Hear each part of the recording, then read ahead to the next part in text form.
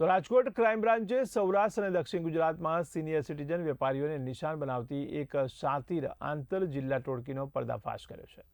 ભાવનગરના ગારિયાધારનો મુખ્ય સૂત્રધાર વિકી શેખલિયા બે સગીર સાગરીતો સાથે મળીને જે તે શહેરમાં રેકી કરી વૃદ્ધ વેપારીઓને વાતોમાં પરાવી ગણતરીની મિનિટોમાં ગલ્લામાંથી રોકડ સેરવી લેવાની મોડસ ઓપરેન્ડી ધરાવતો હતો।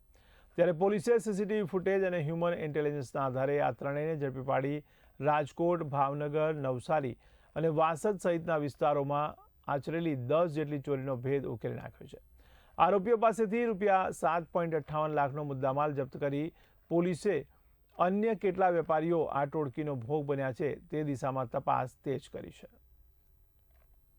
આ ટોળકી જે રીતે મેં બતાવ્યું સૌરાષ્ટ્ર વિસ્તારના અલગ અલગ જગ્યાઓ ઉપર માર્કેટમાં જઈ જે સિનિયર સિટીઝન દુકાન ચલાવતા હોય છે એની પાસેથી કોઈ ચીજ વસ્તુ માંગે છે। જ્યારે એ ચીજ વસ્તુ લેવા અંદર દુકાનના અંદર જાય છે ત્યારે એમની નજર ચૂકવીને ગલ્લામાંથી પૈસા કાઢી લે છે। એ રીતે એને આ ટોળકીએ ઓછામાં ઓછા 10 એવા બનાવને અંજામ આપ્યો છે, જેમાંથી એક રાજકોટ શહેર ભક્તિનગર પોલીસ સ્ટેશનમાં દાખલ છે અને એક ગુનો જે છે એ રાજકોટ શહેર આજીડેમ પોલીસ સ્ટેશનમાં દાખલ છે। આ સિવાય 8 જેવી કબૂલાતો આ ટોળકી દ્વારા આપવામાં આવેલ છે। એનો જે મુખ્ય આરોપી છે વેલજીભાઈ, એના વિરુદ્ધ 4 ગુના દાખલ થયેલા છે, જેમાં એક જુગારનો, એક મારામારીનો અને 2 ચોરી ગરફોડના ગુના દાખલ થયેલા છે। અને આ સિવાય જે બાળકીજોર છે એમની કોઈ ગુનાહિત ઇતિહાસ નથી।